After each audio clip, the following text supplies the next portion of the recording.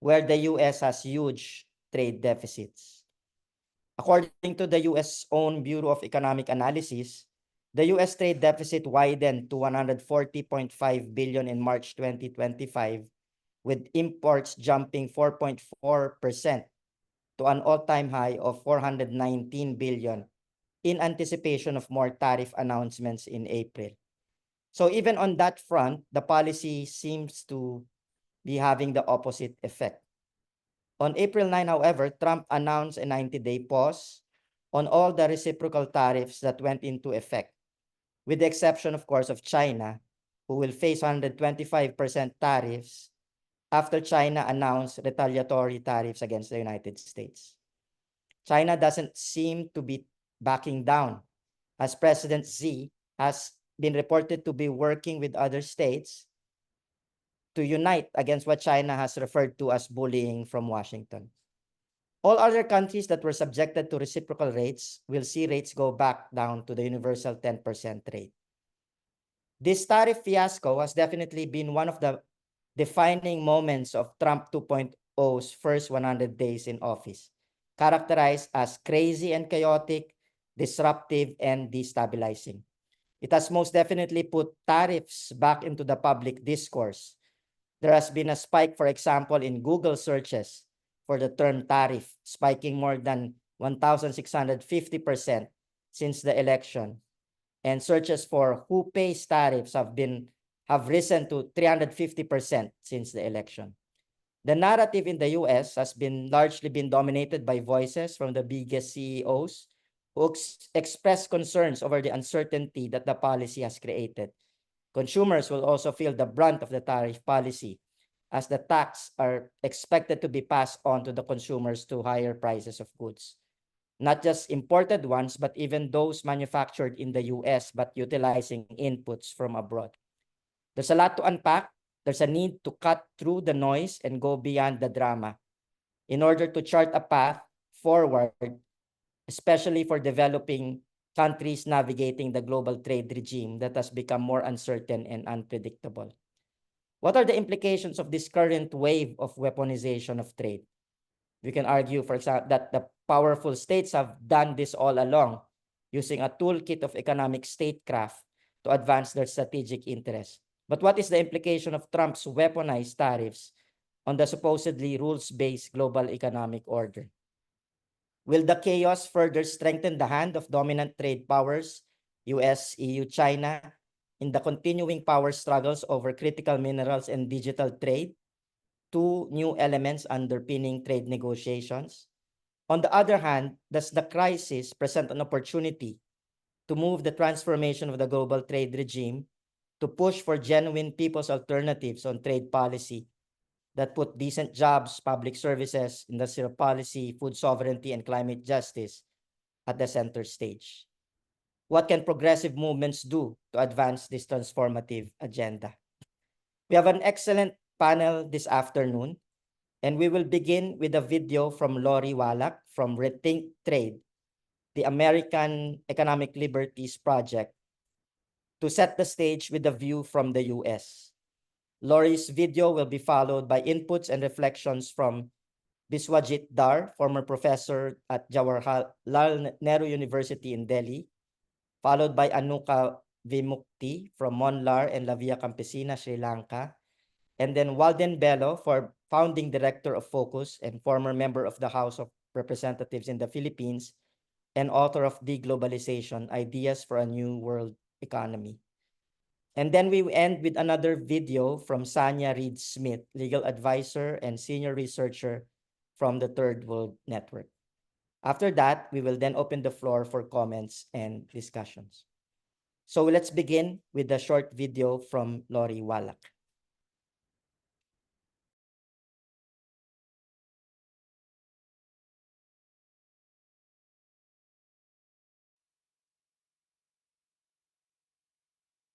Greetings, everyone from Washington, D.C. Joseph, thank you very much for inviting me.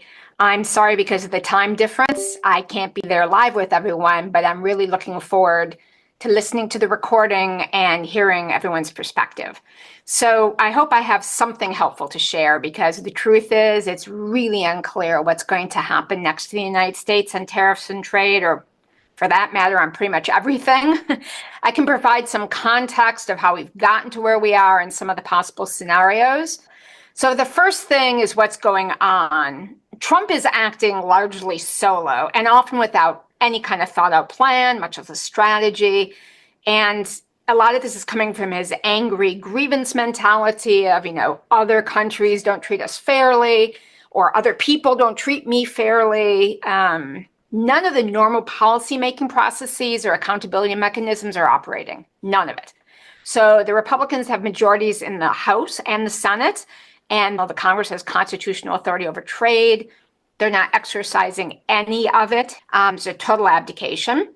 There are at least 4 different lawsuits challenging whether Trump has authority, because it's delegated authority that Congress in the past has given, that he's expanding on what's delegated. Unlike Trump's first term, there's also no one in the cabinet or in the senior staff who's willing to say, no, stop, that's a bad idea. So you end up with this crazy chaos because he just does things and people just issue orders at his command.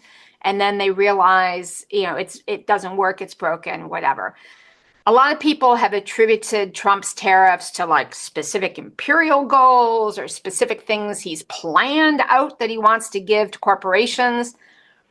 It's, general ill will towards the rest of the world for sure, and not really caring about people or the planet.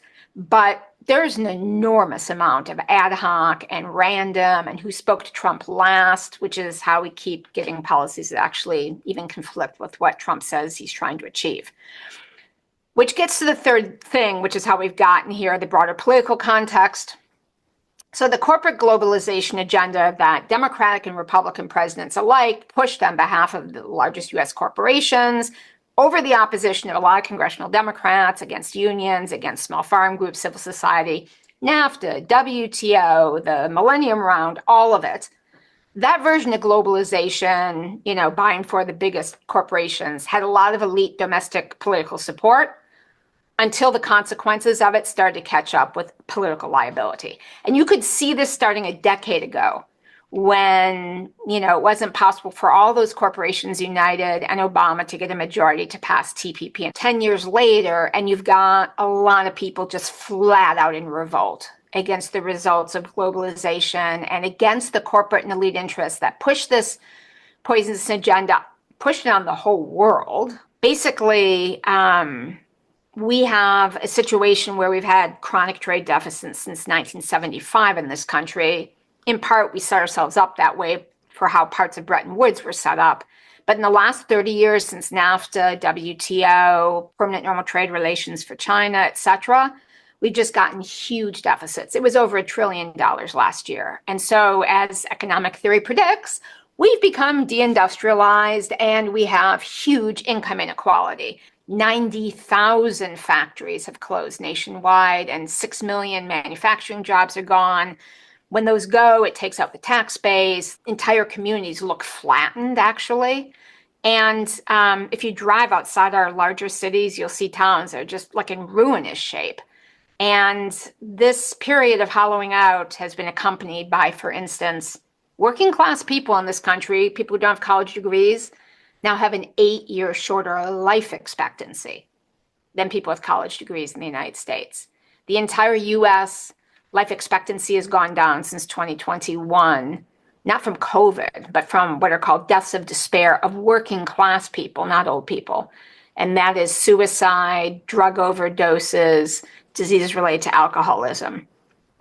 This hollowing out has led to this incredible rage and incredible political disorder. You might ask, how the hell did Trump, a walking, talking multinational corporation, seize this group of furious, low-propensity voters as their champion?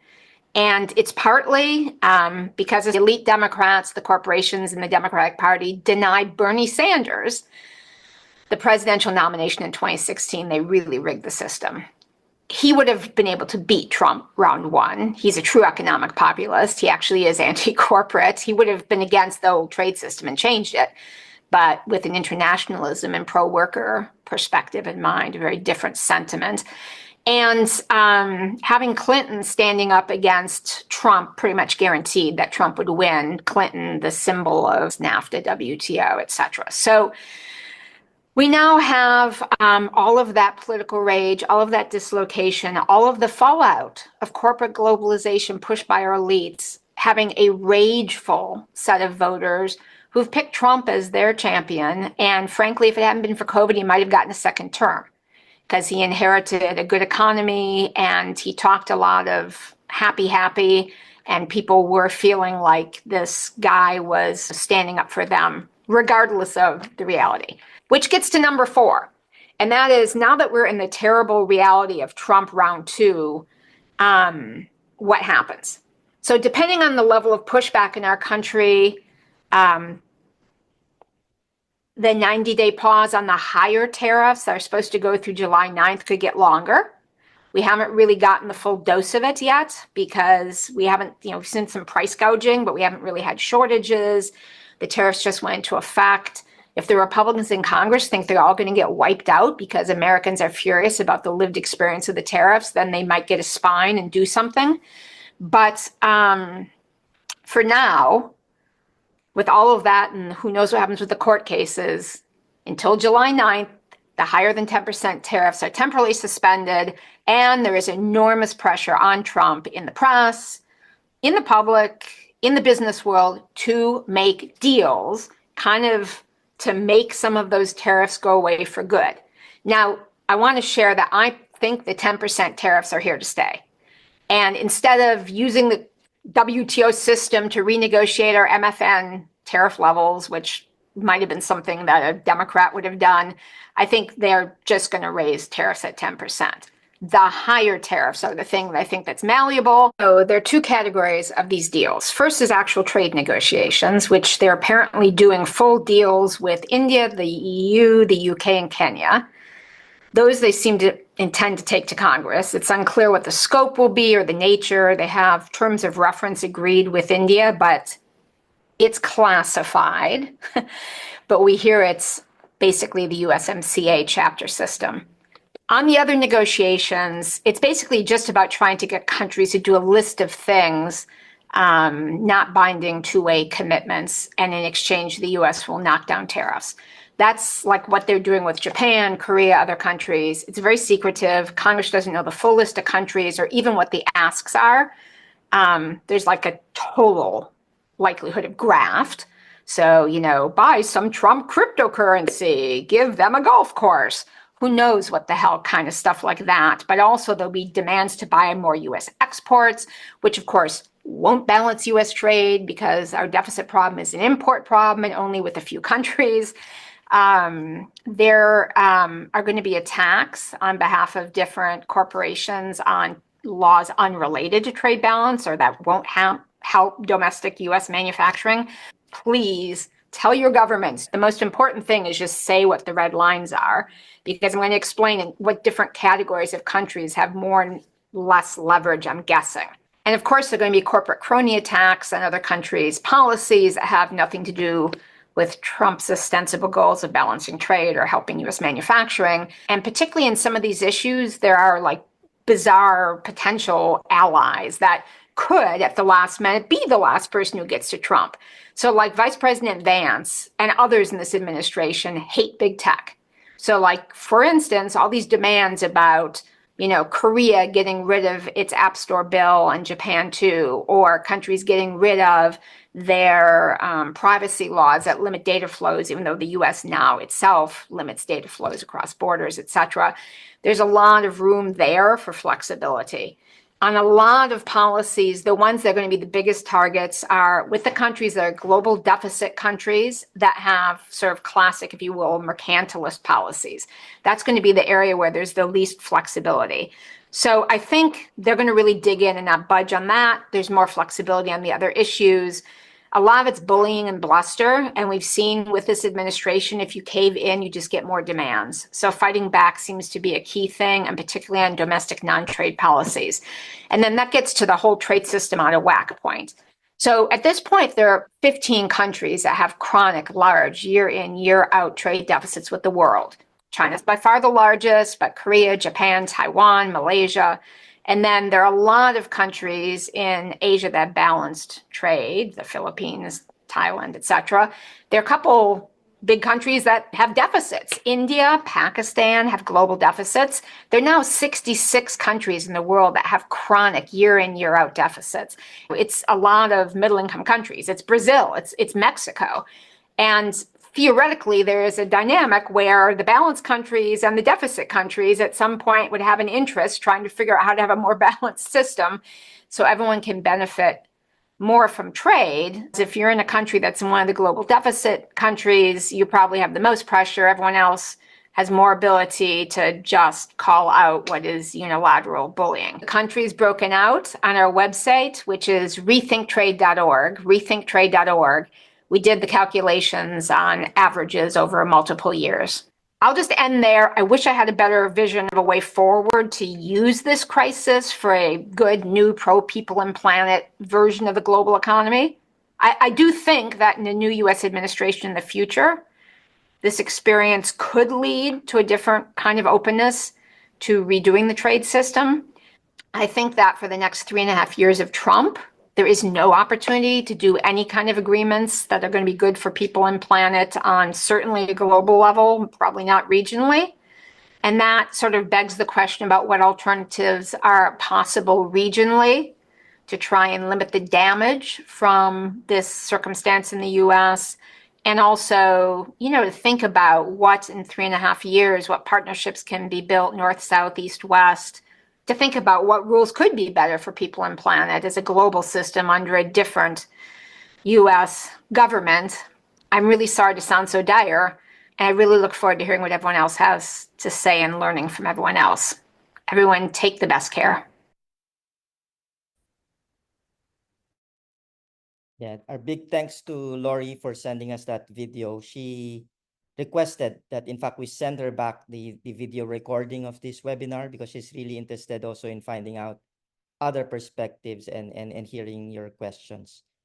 So Lori provided us the U.S. perspective underpinned by what she called the hollowing out of the U.S. economy under years of corporate globalization policies and the increasing backlash against these policies and their impacts on the working class. She touched on the push for new secretive negotiations with countries driven by a wide range of U.S. demands. So let me bring in now Professor Dar to get his views on the implications for the Global South and where he sees opportunities to advance a progressive agenda.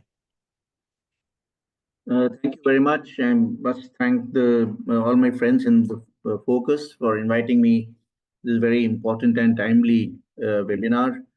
I know since the Trump tariffs have hit us and Trump's Liberation Day, we haven't had a seminar of this kind, a webinar of this kind. So thank you once again for doing this.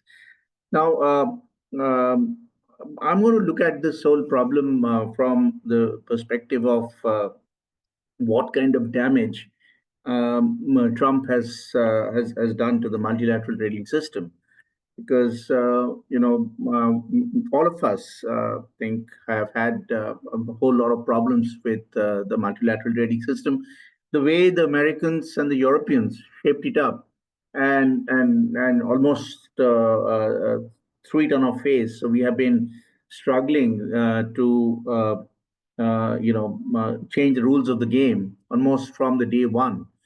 For 30 years, for the past 30 years, we have been engaged in that struggle.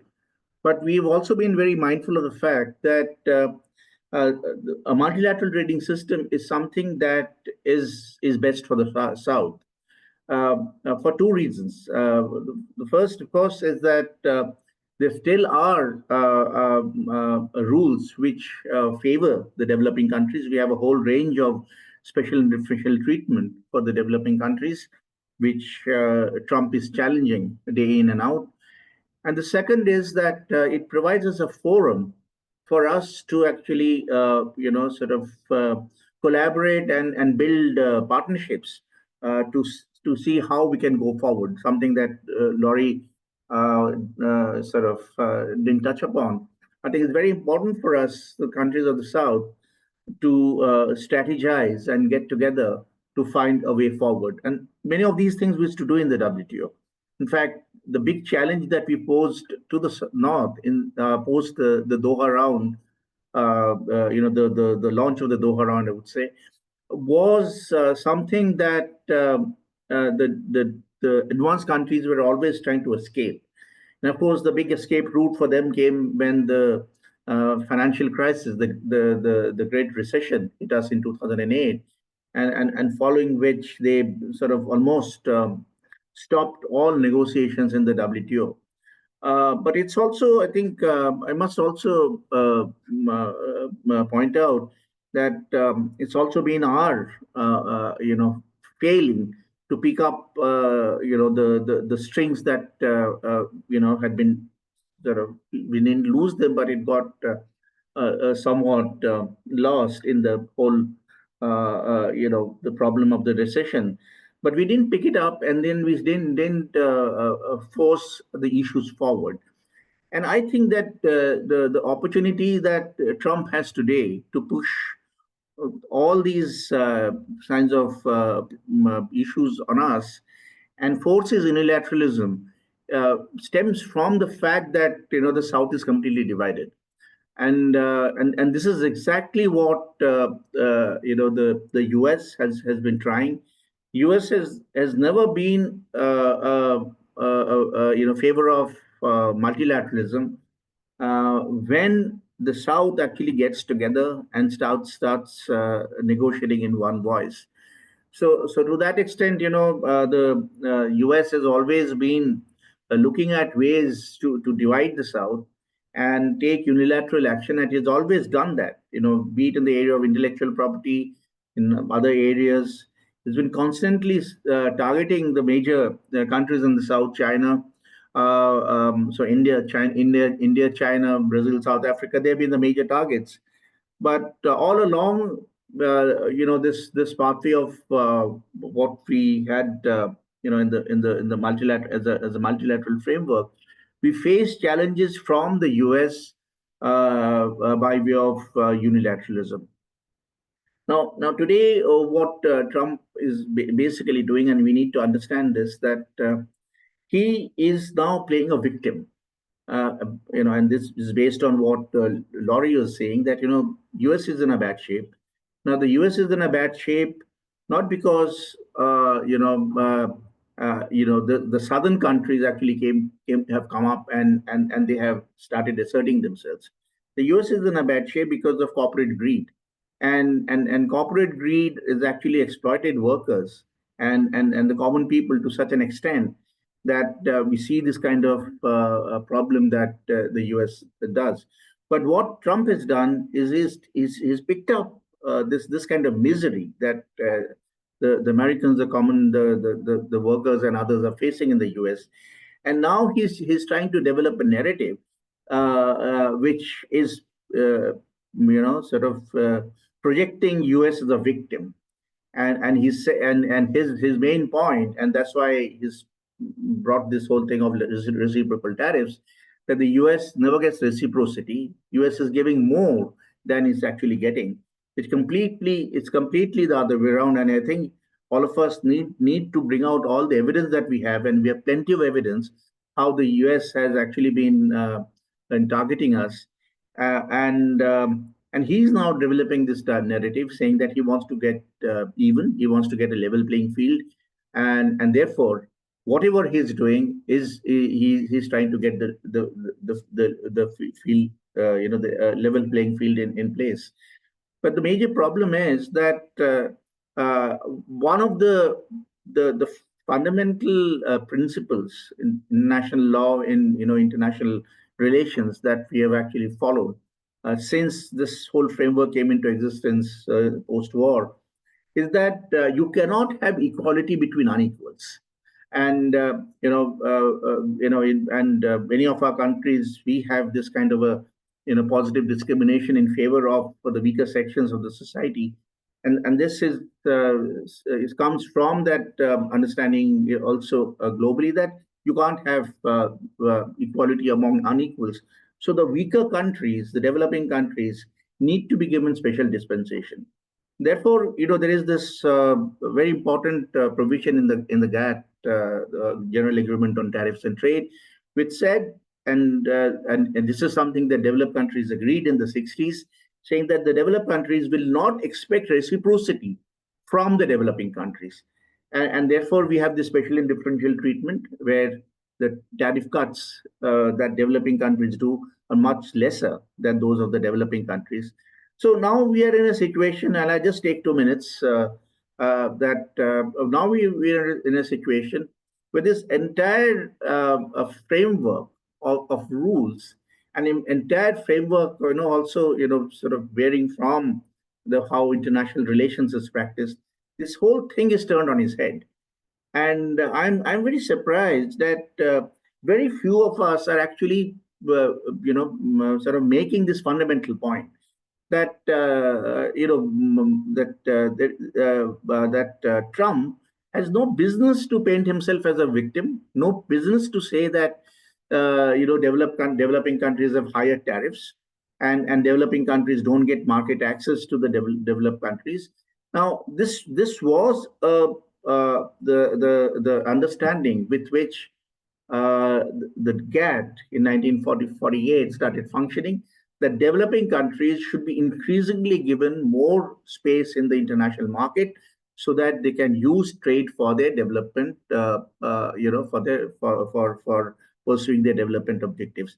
Now, Trump has completely turned it turned it on its head, and I think we should start, raising our voice on this. And the second thing we must do is we must find ways in which developing countries can form coalitions.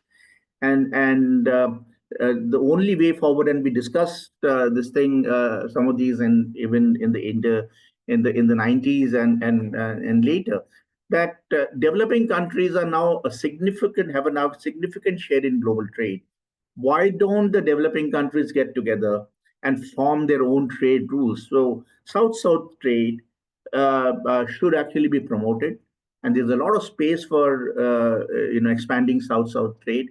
And South-South trade can be conducted on fair rules that we think should be there, and this should be the way forward. And I think focus should take the lead in sort of these discussions on how we can promote more South-South trade and have fairer rules going forward. Thank you very much. I'm very sorry I took longer than I should have, but it's on an issue like this, you can't just stop yourself. Thank you. Thank you so Joseph. much. Thanks, Professor Dar. Thanks also for reminding us that, in fact, global trade rules has been an area of contestation that many of us have been part of, with the Global South on many occasions pushing back, and highlighting, for example, the issue of development in the WTO and against the ambitious trade agenda of powerful countries and their corporate backers. And also the importance, as you pointed out, of trying to use the momentum or this moment in trying to build global South partnerships and coalitions. So thanks again, Professor Dar, for that input. Let me call in now Anuka Vimukti from Monlar and Via Campesina to hear their thoughts on the situation and their ways forward. Anuka? Yes, thank you, Joseph. Hello. Go ahead, please. Hi, You have the and floor. thank you. Yeah, thank you so much inviting me with the focus discussion. I'm glad to be, and I'm also wishing you for the 30 years hard work with the, especially with the movements, with the collaboration with the us as a percentage who in the ground. I'm like to speak on behalf of Lavia because it's because as an international present movement, we are very much concerned what happened with the global shrinking with the Trump, because it's especially as a percentage we always pushing to not to go with the neoliberal economic policies. And our hand, we as a Lavia, we always trying to move forward with that. In our sense, it's kind of good opportunity to talk about the different framework of the trade.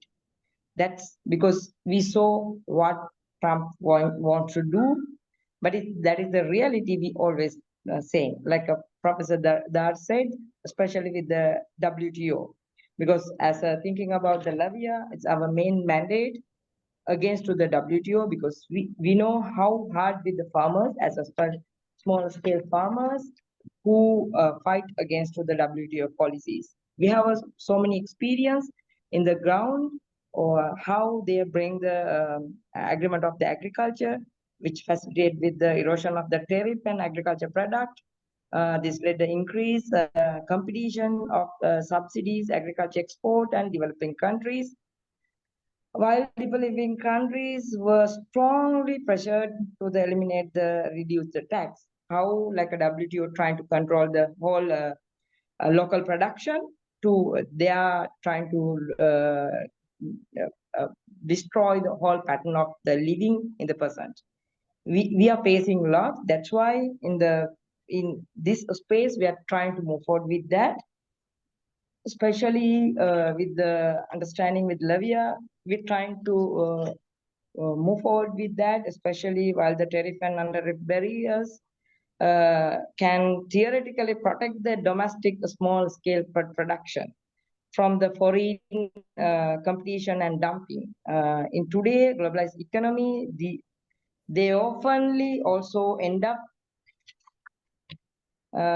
so the interest of large export-oriented agriculture, agribusiness corporation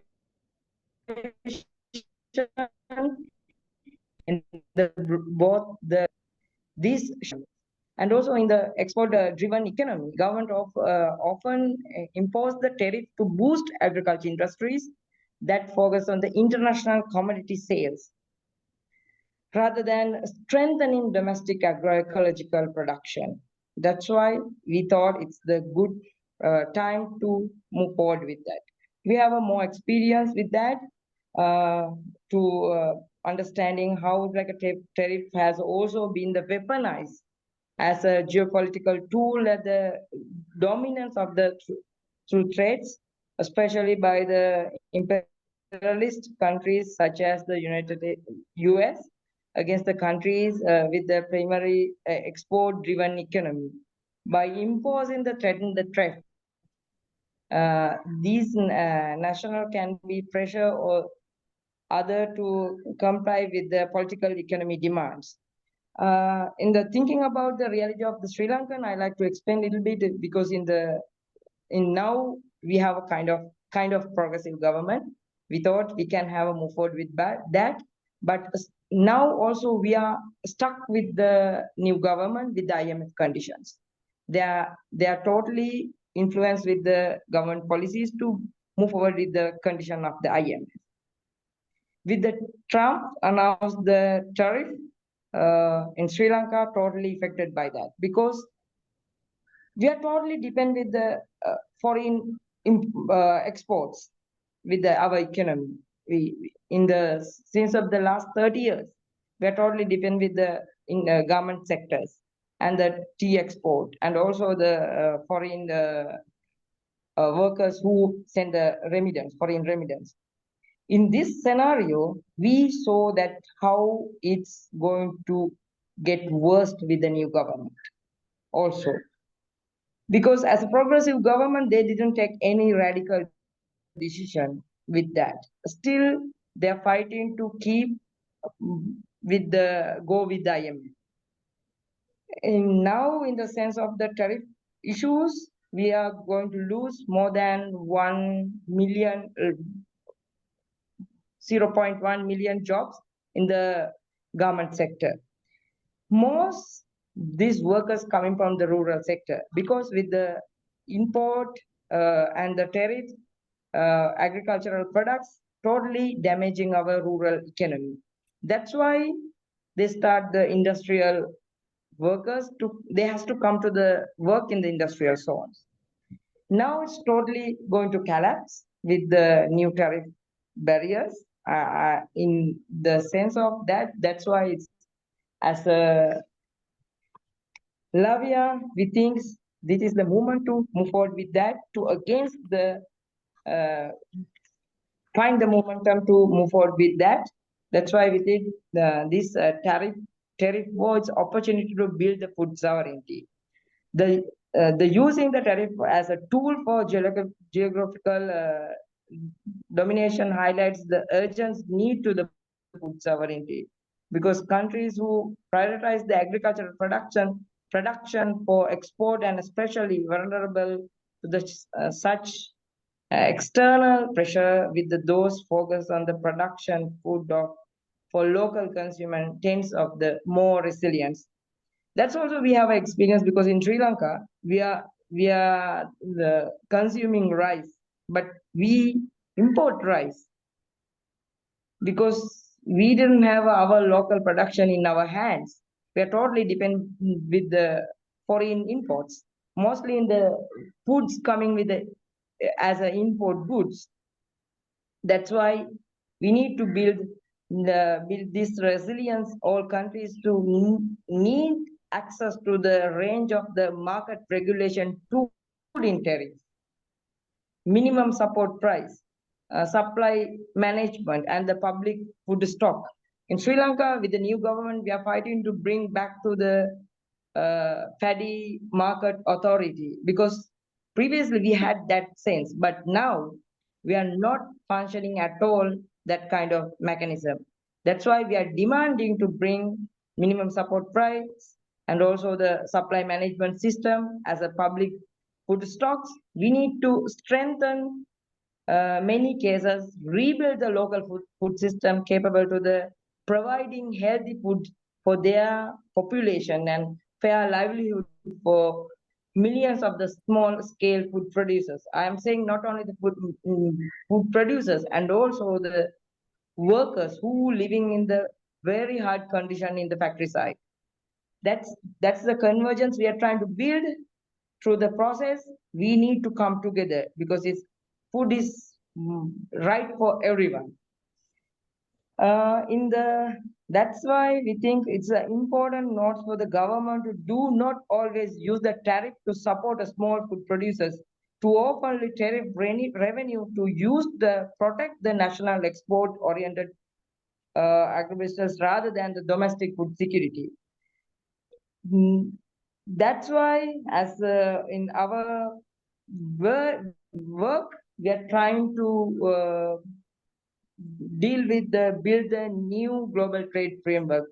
We say we need to real good trade framework to build to support the farmers, food producers, workers to access to the market. It's not for someone can control. That's why we are compassing as launching the new way of the global trade framework to dismantle the trade regime who controlling the food production and the pharmaceutical way, and we think we need to have a rebuild a new multilateral system to move forward with the new global trade framework. That's I want to say. I think it's enough. Yeah. Thank you so much. Yeah. Thank you so much, Anuka. Thank you for sharing about La Via Campesina's campaign for a different trade framework that is anchored on strengthening agroecological production, protection of small-scale production, and support for workers. And also adding to the mix the situation in Sri Lanka and the specific challenges that a country like Sri Lanka with its reliance on export-oriented development will face in the current very problematic chaos, and the need for more regulations and domestic policies to build the local economy. I think that's a good segue to calling in now Walden Bello. Walden is a founder of Focus on the Global South, former member of parliament here in the Philippines, and also the author of De-Globalization, Walden, you have the floor. Okay, thanks, Joseph, and thanks to Laurie, Anuka, and Biswait for the interventions that they've had. Well, the first thing that I would just like to say is I don't think there's going to be any returning to the former multilateral order that Trump is now dismantling. And the main posts of which were the IMF, the World Bank, and the World Trade Organization. So I think what we have, that's coming, of course, with zigzags, is American unilateralism, whether it's in trade, whether it's in military policy, and basically whether it's in foreign policy. So the way I think we need to look at the current chaos in trade is that it really is the end of the US dominated multilateral era. And we are now in a situation of having been launched into a very unpredictable global situation. And as Laurie said, unpredictability is part of Trump's personality. And personality usually has been regarded by sociologists and economists as something that, oh, well, it's not really that important in global affairs. But I beg to disagree. Personality or the individual can, in fact, have a massive imprint on global trends. I think that when we look at the whole tariff question, therefore, I really think we need to look at it within the larger liberal containment strategy, which the United States has really promoted over the last 80 years. And part of that has been to use trade for geopolitical advantage. So trade policy has always been linked to the bigger United States containment strategy. And this was especially the case with East Asia, where low tariffs or relatively low tariffs on manufactured goods coming from Japan, coming from Korea, coming from Taiwan, coming from Southeast Asia, was seen, as a weapon that was designed to bring these countries more firmly into the American sphere of influence. And trade policy, therefore, always had this Cold War kind of dimension of luring these countries with the pull of the US market. And the trade-off was, of course, that they would remain within the anti-communist camp or join the anti-communist camp.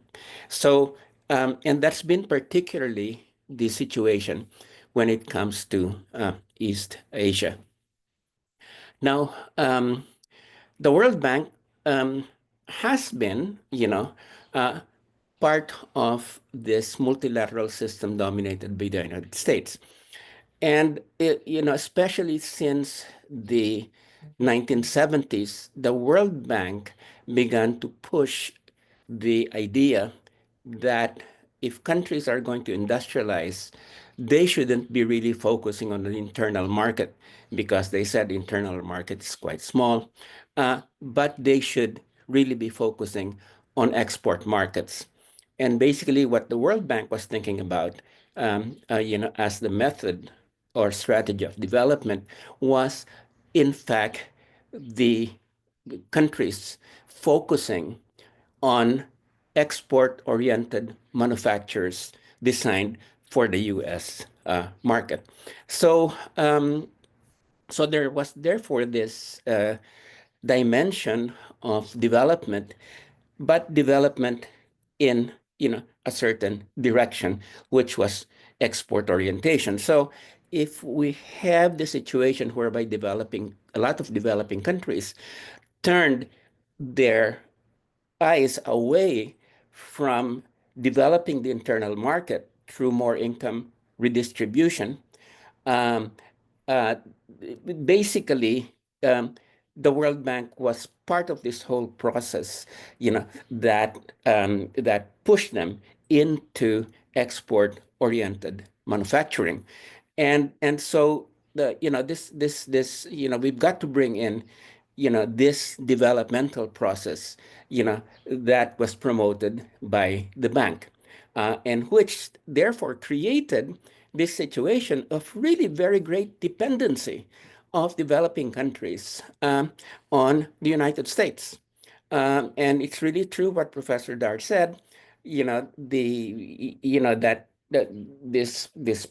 U.S. is not a victim. In fact, developing countries in one dimension could really be seen as victims in the sense that the strategy led to their neglect of internal market development into dependency on the United States. Now, the next point that I would just like to raise is, of course, as Laurie already said, this dimension of globalization is very important here.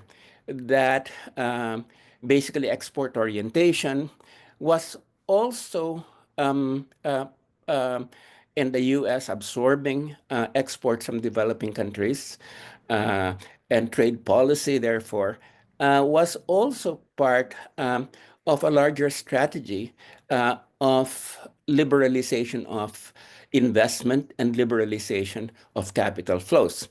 And this, the idea, therefore, was, that these other countries, or this, set of countries, the developing countries, would export low-cost products to the United States. And in theory, that was supposed to bring down, the costs to American consumers. And another important dimension was this process of liberalization would encourage transnational firms to relocate outside the country, and therefore base their operations and the creation of commodity chains in China and other countries, all designed to satisfy the U.S. market. Now, of course, that was the ideology of globalization. And the reality was that, in fact, this thing or this strategy was really full of contradictions.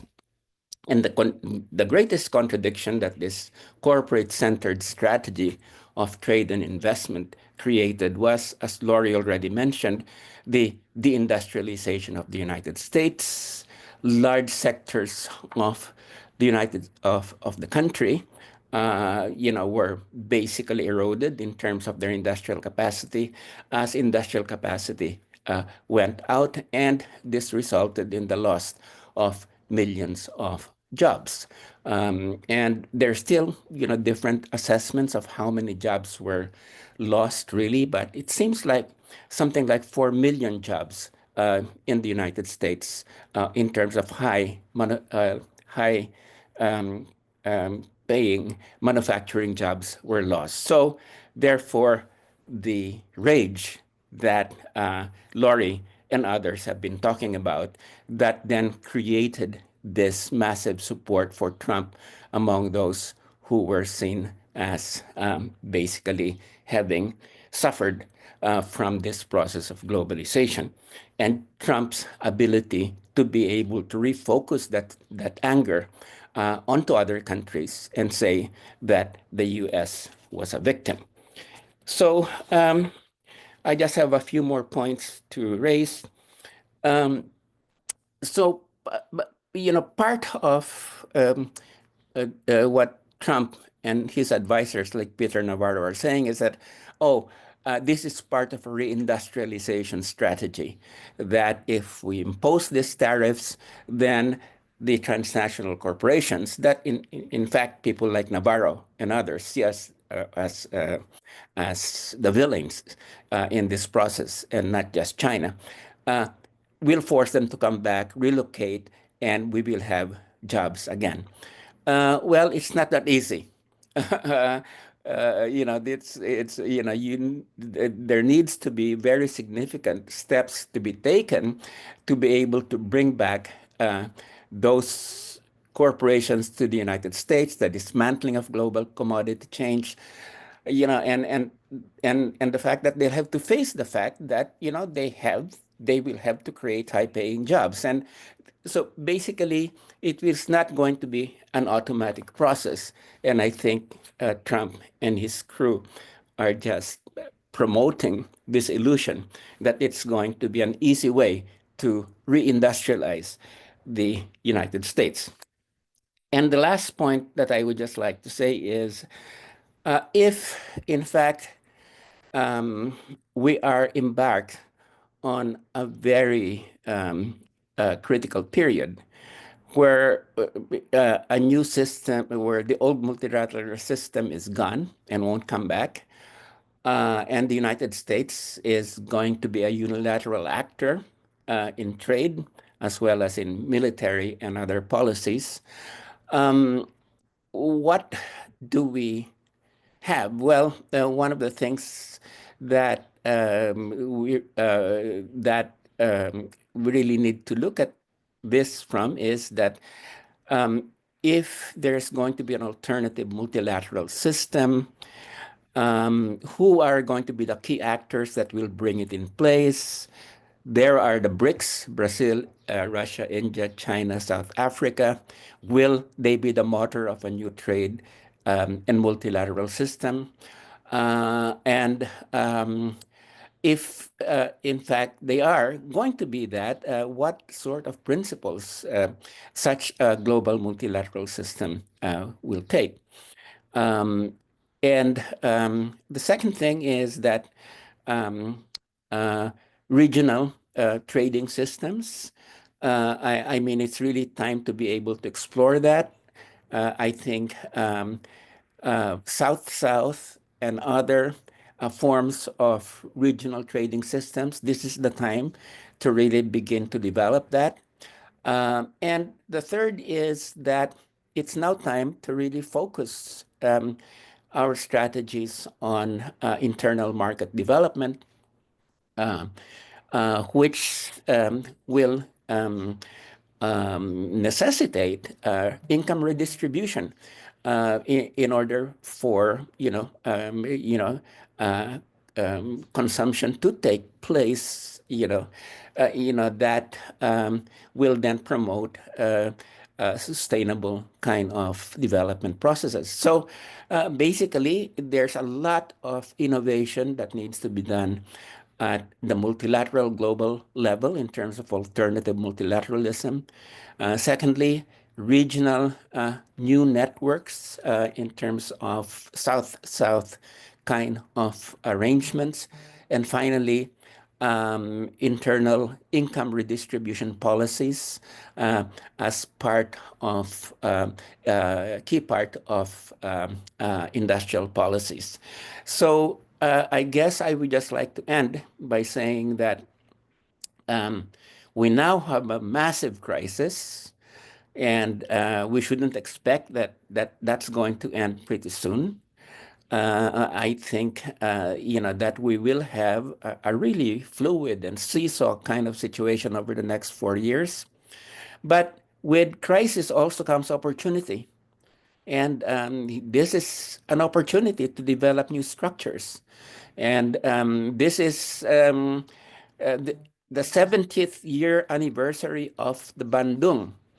And maybe it's a coincidence that Trump became crazy at this point, but here, you know, Bandung is and its vision of the future of the global South coming together, both politically and economically. You know, this is on its 70th year. These are some of the conditions that might help make that vision finally come true. Thank you. Thank you. Thanks, Walden. Yeah, Walden underscored the need to look at the greater containment strategy.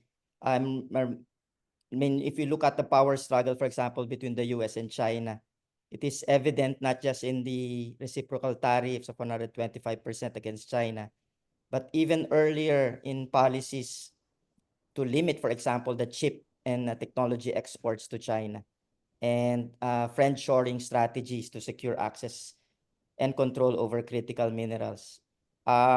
It's important, as Walden pointed out, that any discussion on alternatives should really consider these global power dynamics and how to build on more South-South partnerships at various levels, from multilateral, global, as well as regional arrangements. Okay, thanks to all our speakers. We will end with another video from Sanya Reed-Smith, legal advisor and senior researcher from Third World Network.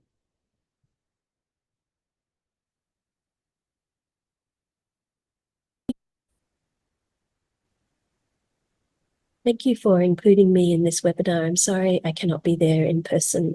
I have another meeting, but this is a very important and timely topic, and especially in light of the UK-US trade deal that was just agreed a few hours ago.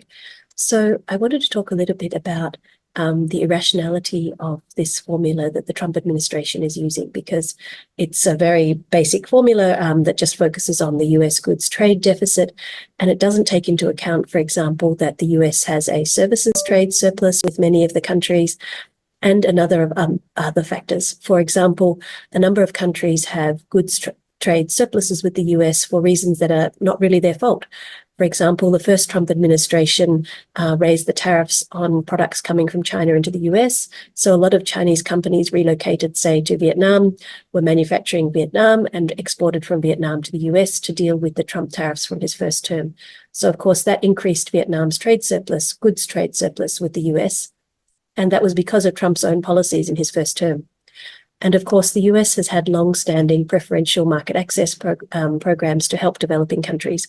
For example, it has the generalized system of preferences since 1974, when a Republican president allowed products from developing countries to enter the US with lower tariffs to help them develop. So these are not reciprocal free trade agreements. These are where the US has chosen, through multiple administrations, whether Democrat or Republican, to lower their tariffs on imports from developing countries and least developed countries to help them to develop.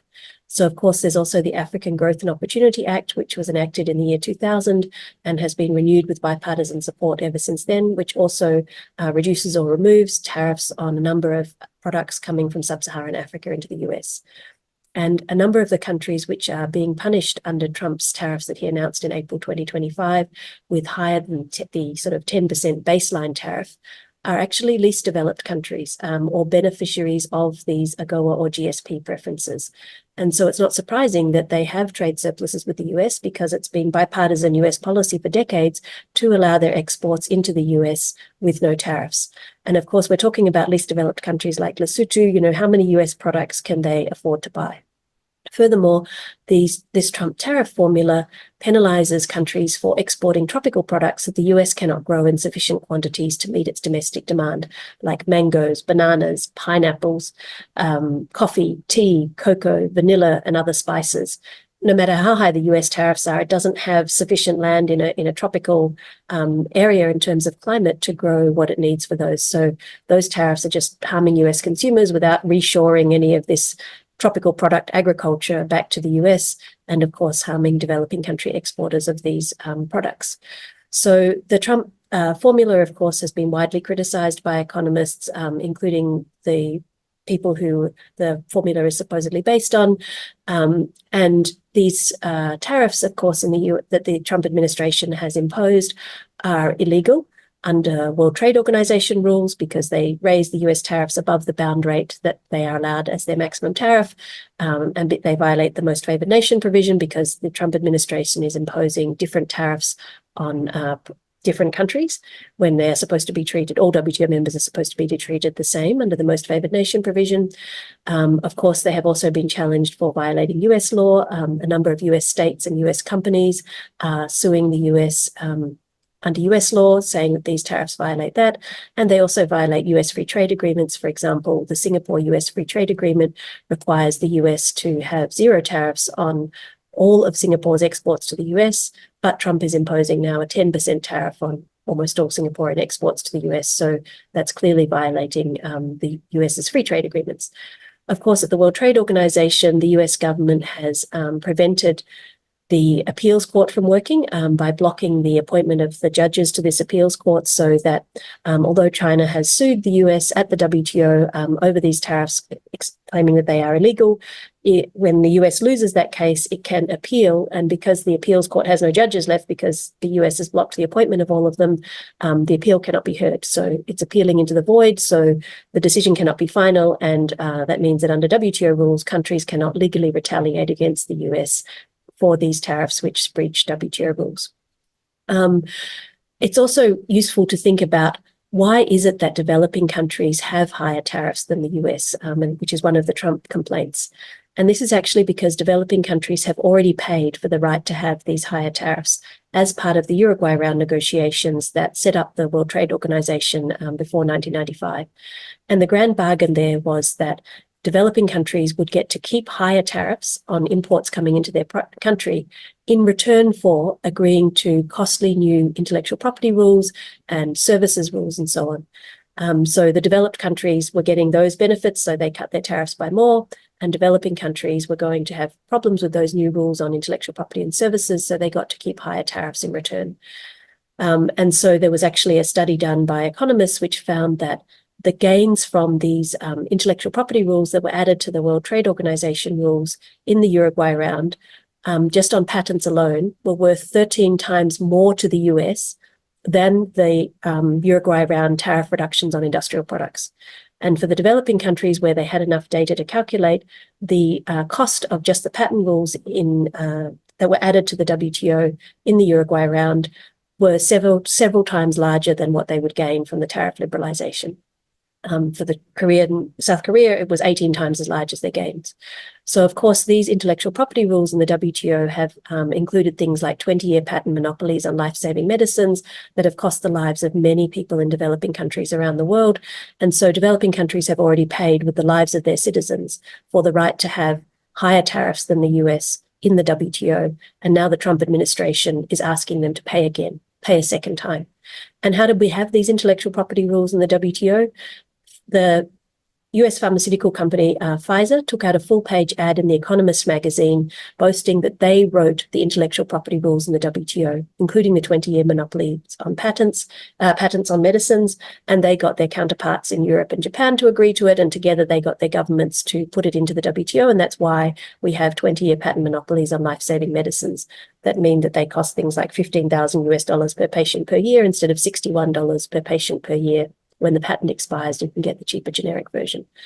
And of course, it was also the US who wanted the services rules added to the WTO because, as a WTO official noted, it was pushed by American Express and Citibank. And that's why we have services rules in the WTO to benefit the US. And that is why developing countries were allowed to have higher tariffs as compensation for agreeing to these US demands in the Uruguay round for intellectual property and services rules. So developing countries have already paid for the right to have these higher tariffs. They've paid a very high price, and now the Trump administration is asking them to pay again. So, of course, developing countries often need higher tariffs for a number of reasons. It is one of the easiest taxes to collect. And so for more than 40 developing and least developed countries, they rely on tariffs for more than 10% of their tax revenue, whereas in the US, it is only about 2% of their tax revenue. And this is because tariffs are the easiest tax to collect. You stand at the border and you say pay 10%. So when developing countries are required to reduce their tariffs, for example, in these negotiations with Trump, it is very hard to make back that lost tariff revenue. For example, low-income countries at best make back 30% of that lost tariff revenue, even if they introduce a value-added tax, and middle-income countries at best make back 45 or 60% of that lost tariff revenue.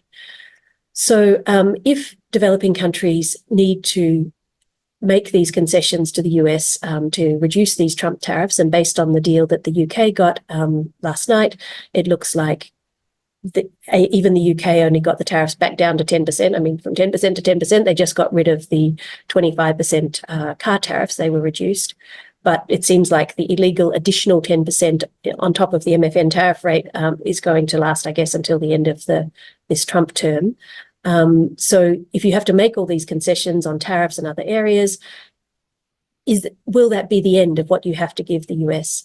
And what we have seen is that in the past, both under the Trump administration and other US administrations, you often have to give additional concessions to the US. So, for example, Canada and Mexico agreed to US demands in the North American Free Trade Agreement.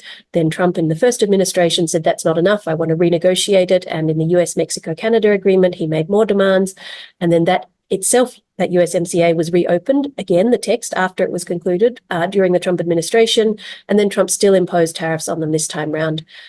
So this is 4 times they've had to make concessions to the US, and so it's unclear whether there will be any end to the concessions that countries are being required to make to the US. So I think I'll leave it here, and sorry I can't be there to take any questions. Thanks. Thank you. Thank you to Sanya for sharing that video with us. And Sanya, I think, raised the point that these Trump tariffs are not just illegal, but also immoral, with the imposition of additional burdens for developing and poor countries. Okay, now we had 5 very excellent presentations. We open the floor now for discussion. You can share your comments or your questions 2 ways. One is you raise your hand, and I'll try to call as many as I can. And you can also, if you prefer, use the chat box to type in your questions and comments.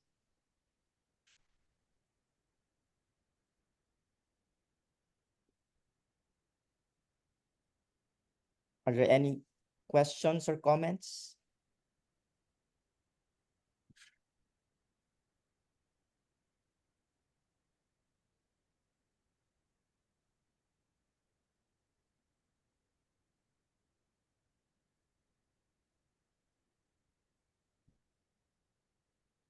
People are still digesting the inputs.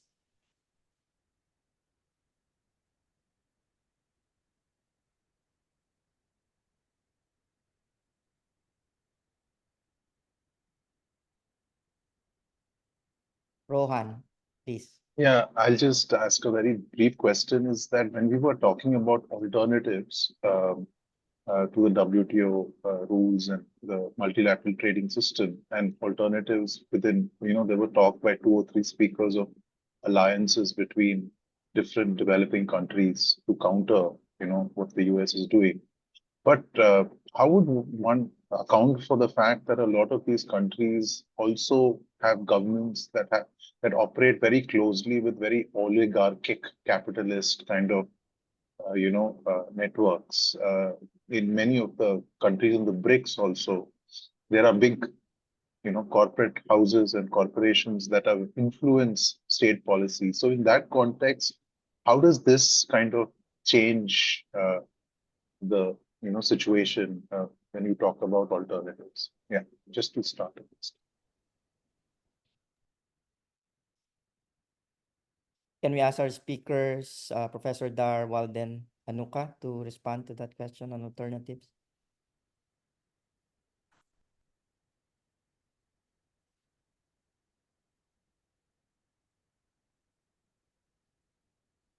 Walden, Well, do you want to start? Yeah. Well, that's really a big question, because first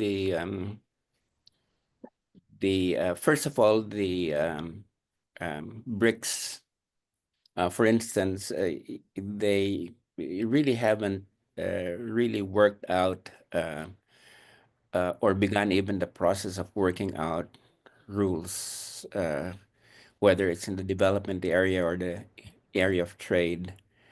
You do have, some, some institutions like right now, like the New Development Bank, and, the contingency arrangements to borrow. But these are relatively underdeveloped. And so far, in terms of moving towards creating a new multilateral order, that's in fact a very at this point in a very nascent stage. And part of the reason that I think the BRICS have not done this is they have hesitated to challenge the multilateral order of the United States for fear of retaliation. But it's also important to realize that the countries in the BRICS, we're now talking, about Brazil, India, China, South Africa. They have very high levels of inequality. South Africa, for instance, has something like around 0.65 Gini coefficient, and 55% of the people live under the poverty line. So basically, they're not, although in China, it's also very high, the level of inequality that's as I believe it's 0.47. But of course, there have been in China progress in terms of poverty reduction. But I think the important point is that with countries that have such high levels of inequality, can we expect them to lead in terms of forging a more equitable multilateral system? So that's a big question mark at this point. But of course, nothing is predetermined. Maybe the challenge that's being posed by Trump is something that might be a spur to, to key countries in leadership role in the global South to take the lead in promoting rules for a more equitable new multilateral order. So, but that process really still has to begin. And Trump has, however, forced the issue. If he's destroying the old multilateral order, and something has to take its place so that it's not just chaos that reigns, then a number of different countries and might step up to the plate to begin this process of rethinking and reformulating a new multilateral order.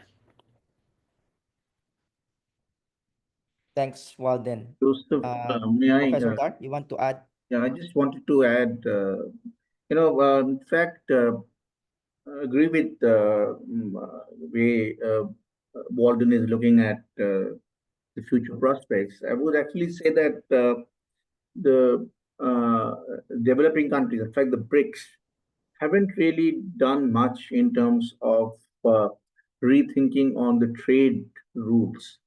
A lot of energies have gone into in the BRICS forum to look at the financial system, and that's where the emergence of the New Development Bank, and they also thought they're also discussing the putting in place a lender of last resort. But on trade, unfortunately, the BRICS have not been on the same page.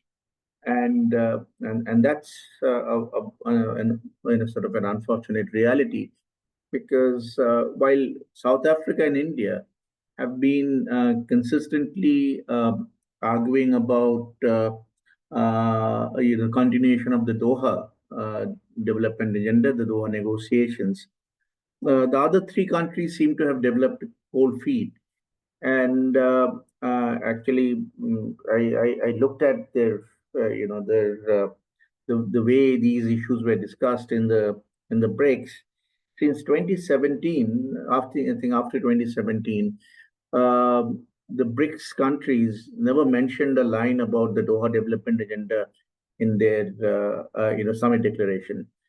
Now, I would agree with Walden that maybe the kind of challenges they face today would shake them up, and they would come out of their complacency, I would say, and think more in terms of how this grouping can not only work for themselves, but for the South as a whole, because all of us expected the BRICS to be some kind of a leader of the South, and that role is still to play in an effective manner. So that is something that we need to do, and I think we all recognize the whole huge role that civil society organizations play in this regard. A lot of these ideas that had generated, which brought the South together, even in the WTO, came from the civil society organizations. Some of the things that Sania was mentioning about intellectual property rights and all were discussed within the civil society, and then the governments found it easy to accept it because it was all put on a platter.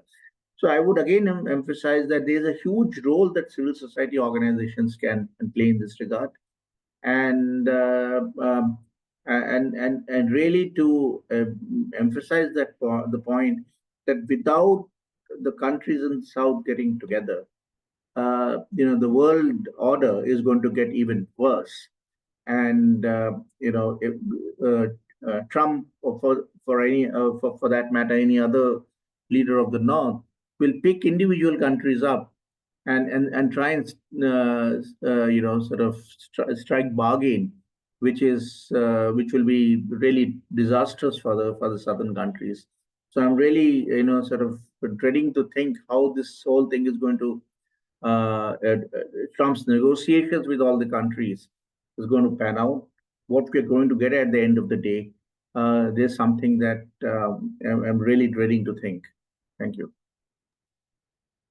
Thank you. Before I call Tony and Anusha, there's a question also in the chat and somewhat related to the issue that we are discussing now on how to strengthen alternative trade rules and practices. So if there are challenges with BRICS, maybe to Anuka and to Walden, where for you are the opportunities for the Global South to strengthen alternative trade rules and practices? Anuka, you want to start? I'm not really good with that, but it's as a Lavia, we're trying to move forward with build the alternative trade framework, because we are losing the capacity of have a multilateral spaces. That's why we think as a social movement come together and strengthen the alternative trade framework. And also now we are here in the September, we are going to have a Nalini Forum, third Nalini Forum in Sri Lanka. It's a special movement, all social movements, civil society come together to push to the systemic change, because it's really important now. In there, we are trying to bring the alternative trade framework to, especially we are trying to build the narrative with that to how we have a look with the government support for the build that, because what is the ethical trading in the global level. We are not saying we are against to the trading with the countries, but how they are understanding the trading with the human as a human rights, because we are losing the capacity of the human rights with the trade agreements. That's why we think that is very important to bring in the Nalini to move forward with the alternative trade framework. That's what I want to say. Thanks, Anuka. Let me call Tony. Thanks, Joseph. Thanks, everyone. Yeah, I have a question with regard to the trade deficit of the U.S. Has there been any study with regard to what part of it is actually intra-corporate transfers from a developing country to the head office in the U.S., and or what part of it is actually a huge U.S. multinational company actually just buying stuff from their suppliers, from their toll manufacturers, if you will, in third world countries. A good example I would imagine is iPhone. No? So iPhone is being manufactured, I understand, in China and then exported from China into the US. Of course, that will count as a trade deficit, right? But at the same time, when this same iPhone is sold in the US, the huge part of the revenues and the profits go to the iPhone US, right? To the parent company in the US. So that actually offsets whatever trade benefits, trade deficits that the US has actually accounted for. In fact, aside from the gross revenues that will be earned by iPhone USA, you have a situation where the shares of stock of iPhone increases incrementally. And when these same shares of stock are sold by US residents, obviously all of the benefits are plowed back into the US. So I think it's kind of misleading. I guess my question is also at the same time a comment. It's kind of misleading that the US is actually losing when it incurs a lot of trade deficits. Thank you. Thanks, Tony. Any of the speakers want to respond to Tony or to react to that comment?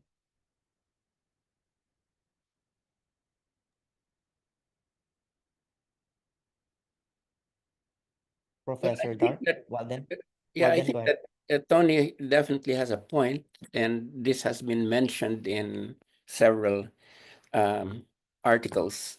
I'm not quite sure at this point of a specific study that we could point people to that would have made a very, very good estimate of intra-corporate transfers, that really create the illusion of a trade deficit when in fact it is not. No, so I don't know. There might be other folks that have access to such studies. Oh, no, just wanted to add one little information that if you look at the way the US's balance on the intellectual property account, how the amount the US receives by way of royalties and other and technical fees based on its intellectual property and what it pays. So if you look at the balance in the services account, you see this thing bulging significantly, and it's kept going up. And on the other side, when you look at many countries, like for instance India, we see a constantly increasing deficit on this account. And so this is something that needs to be sort of pointed out, that the amount of exploitation American companies are indulging in using their intellectual property rights is giving them a significant leverage. So obviously, I think someone mentioned, I think it was Laurie who mentioned that US has a surplus on the services account. And so when Trump actually tries to build his narrative, or has built his narrative, he's only looking at the merchandise sector. He's leaving out the services sector. And if you actually look at the overall, and then and certain components of it, you can really understand how this dynamic is playing out, and what kind of an exploitative system the US is actually perpetuating. I think that this kind of evidence we need to put on the table. Thanks for that. Anusha, you had your hand up earlier. Yes, please. I actually have put a question in the box also, but really I'm pulling this back a little to the issue of an alternative multilateralism in a way. And in this, since we are looking at the WTO, they were already skewed systems in that sense. But I'm also flagging that this is, for example, the 80th year of the UN, amongst all the other things that we are looking at. And there has been resurgence, there has been a lot of pushback. But if one has to look at building blocks that one could reclaim, are these like, and I'm also, for example, challenging this and putting this as an alternative, as to the BRICS is really looking at the monetary system, if at all, and is an artificial construct outwardly done in so many ways with the internal disparities. So whether we continue to hope for, where our hopes lie in that direction, I think are very much to be, I guess, unpacked in a long way. But if there are systems that we could look at that do provide some building blocks and alternatives which provide us something to rally around, are there, what would you advise us to be looking at in a way? I think that's my question. This is a very important question that Anusha has raised. And I do agree, and this is something that I've also commented on, that the BRICS is really an artificial construct. It came out of Jim O'Neill's head, and then, of course, at a particular point in time when the economic crisis was at its peak, these countries got together and then started meeting, and then now it's become an annual affair. So there is, the political basis for this grouping, or the political compulsion for this grouping is really missing, and therefore I think we can see this when politics go missing, then we find that even the way the leaders are articulating their intent through the declaration, that seems to be pretty diluted and doesn't have much of a weight. Now compare this with, say, for instance, Bandung. Now Bandung was a meeting that came out of the compulsions faced by the post-colonial the countries, and the post-colonial situation actually forced them into this kind of a framework, and it really coalesced, and it became a very strong a movement. And then, of course, later the non-aligned movement, and what the G77 was doing in the UN. So all this was an outcome of a political process, and this is what I think is needed, and that's why I would emphasize that the big melting pot here is the civil society organizations. And once the civil society starts discussing these issues and brings out the commonalities that there are between countries, then it is easy for the governments to look at possibilities of working together. And of course, we know that without a political commitment to the cause of the South, there is no point in discussing the alternatives that the South can provide. Thank you. Thank you. Are there any other questions in the chat, or there's a comment here from Jyotsna Singh? I agree that other countries and civil society have the opportunity to reshape international trade. Are there countries which have started to work towards that? Are there other indications of this sort? Walden? Professor Dar, ano ka? I don't. I think. I think many countries are still absorbing the shock of the Trump tariffs, and I think the immediate impact has been to try to conciliate the U.S.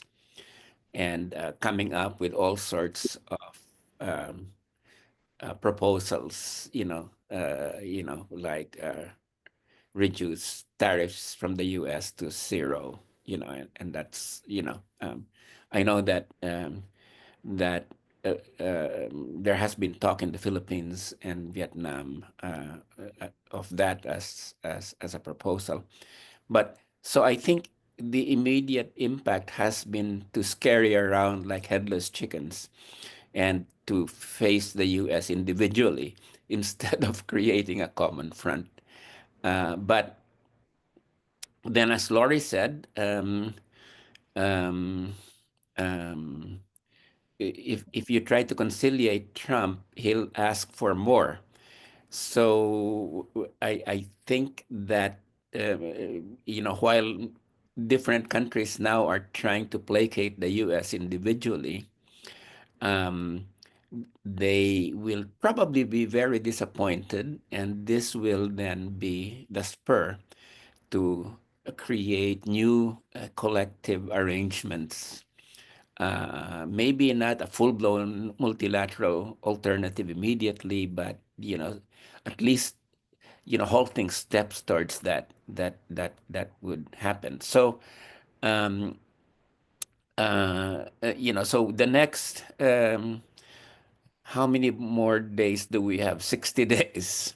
Okay, before the freeze is over.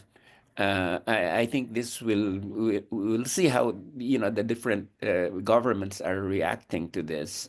Will they follow the UK? Basically arriving at a separate agreement with the United States, and or will they finally realize that conciliating Trump is just going to create more demands from him. That's so these next 60 days I think are going to be critical in terms of indicating where our countries will be going, and probably civil society should be active and telling our governments that no, you either hang together or you hang separately. So this 60 days remaining is really going to be critical in terms of how we influence our governments to react to the Trump divide and rule strategy. Yeah, I just wanted to add a bit that it is for the way I look at it, it's impossible to placate Trump. It's Yeah. absolutely impossible because he's come with this mandate of eliminating trade deficits with all the major countries. I was just looking at India. We have a trade deficit of $45 billion with the US. Now, where do you think India's balance of payments will end up if India actually, sort of eliminates all this trade deficit with the US, and the implications of this? I thought I'll just mention it, that the major one of the big ways in which India can increase its imports from the US is by increasing agricultural commodities. Now, increasing imports of agricultural commodities is just going to be disastrous for India. Yeah, and the kind of chaos it's going to create, and the government is going to fall the next day, and that's for sure. So I think the governments have to understand that, and he's not talking about only tariffs. He's not talking about only balance, the trade balance, tariffs, but he's also talking about, in part of the other trade balance argument, he's also talking about currency manipulation. So the next thing that is going to come, if he's not going to get much from here, and of course he's not going to, he start going to raise the ante on currency manipulation, and that's a serious, even more serious matter. So I think governments need to understand, and that's where I keep emphasizing this, that we have a role to play to tell the governments that, look, it's impossible to placate this guy. And of course, as Laurie was saying, he doesn't know what he's talking about. He's so inconsistent. He's talking about one thing, and the next moment he changes his position. So it's very difficult to talk to a guy who's actually shifting goalposts. And therefore, it's important for the southern countries, the major ones, who can actually stand up and say, look, we're not going to take all this. It's this or nothing. And we are not going to take the kind of bullying anymore. And let's end this whole thing. So thank you. Thank you. There's a question in the chat, Walden, for you from Mina. Can a third world government attempt to take on the US be effective without China?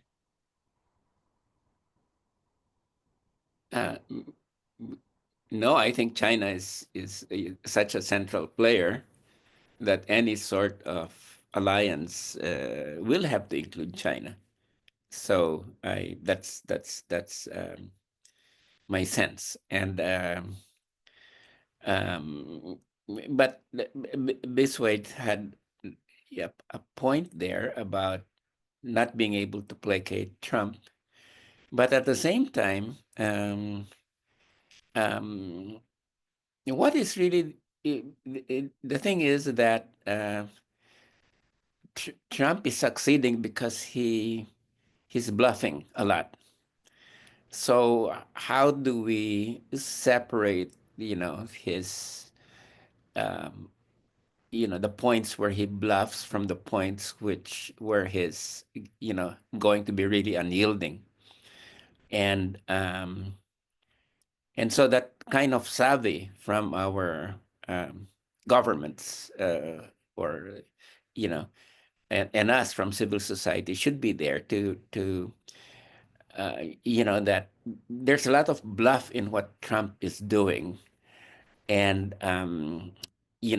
can some governments basically, when they say, hey, this is crazy, we're not going to do this, maybe it's time that some of us, pushed by civil society, should maybe say that instead of negotiating these separate agreements that really won't placate the guy, just say, screw you, we're not going to yield on this one. So that's, I think it's such a fluid situation, and there's so much bluff that maybe we should be, looking at strategies that calls the bluff, and then see how they react, see how Trump reacts, because he's a very mercurial personality, and this is the problem, because if you cave into this fellow, he's going to ask for more. But what if instead of caving in, you just say, this is enough, but so basically, I think all sorts of strategies must be explored at this point in time, because we're really dealing with with a very inconsistent figure, who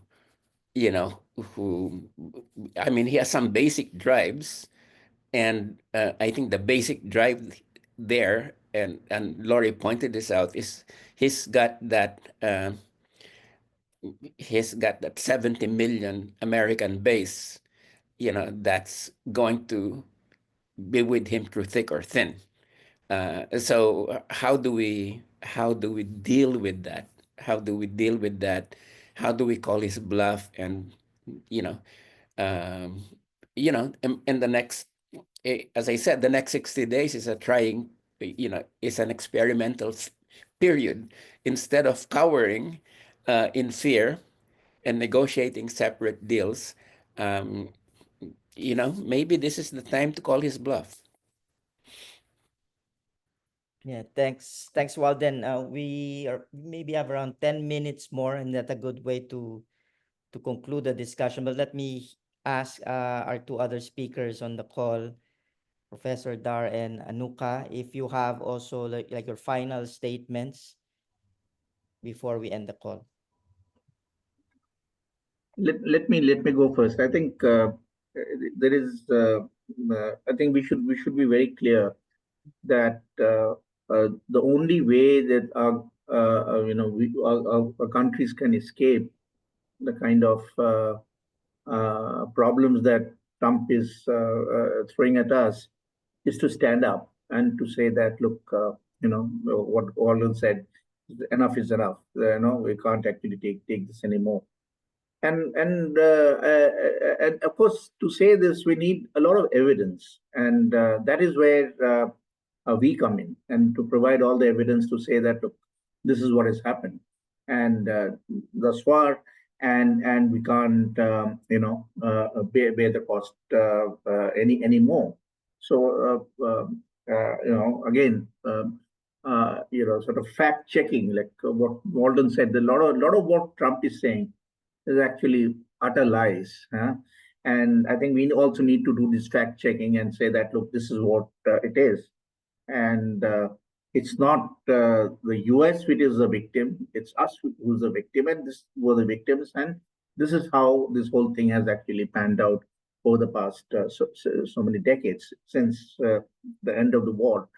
So that's an important step for us to actually to stand up and say no. The other thing is a very important thing, and here again, I think I need to see what what China's strategy was. And I wrote an article. I can share this. I think Rohan has an article as a copy of my article. Wrote an opinion piece that how did China stand up to the US?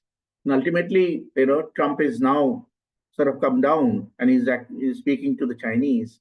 And the fact is that the Chinese have actually moved away from the US in terms of their dependence on the US market.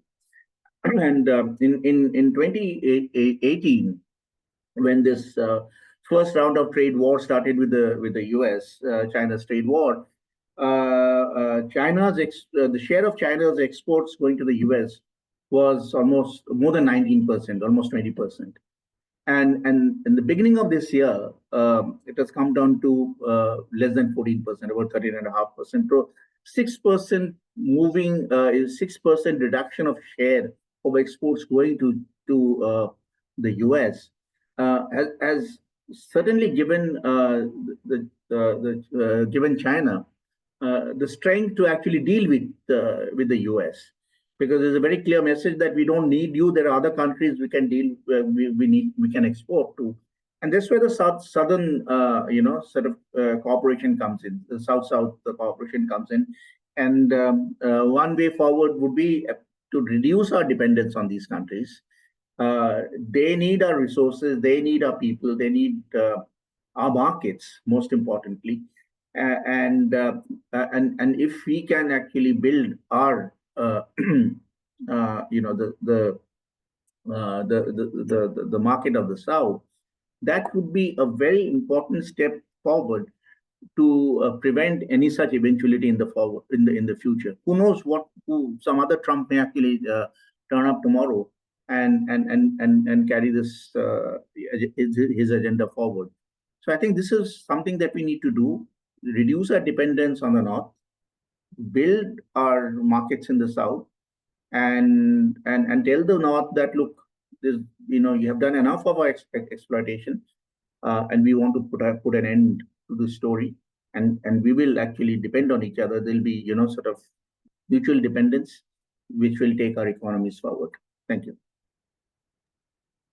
Thank you for that, Professor Dar. I think Nuka's left the call already.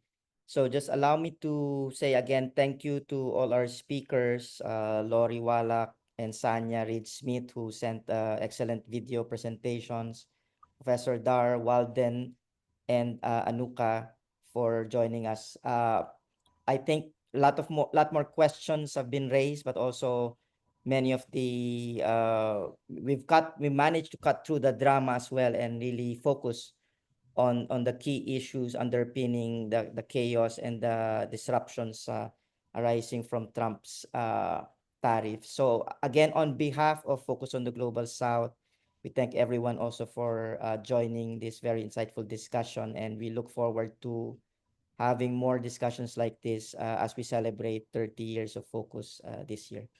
Thanks, everyone. Finally, I just want to add a word here that it's always so refreshing to see Walden and sort of indomitable spirit, and look forward to working with you more and to build the defenses for the South. Thank you, Walden. Stay well. Okay, you too, everybody. Yeah. Stay well. Thank you. Yeah. Thank you again, everyone. Yeah. Bye. Bye. Bye.